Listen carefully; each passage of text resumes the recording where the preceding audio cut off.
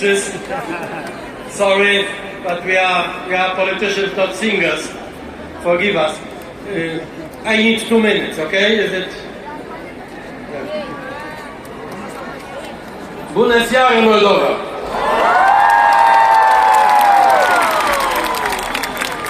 Dragi prieteni, astăzi sărbătoriți independența voastră, ziua în care ați ales libertatea și demnitatea în locul fricii și al dominației străine.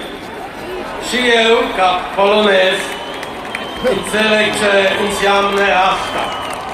Și Polonia a cunoscut ocupația și dictatura și noi am plătit un preț greu pentru libertatea noastră. Dar am învățat un adevăr atunci când un popor este unit și curajos. Niciun imperiu nu-i poate înfrânge.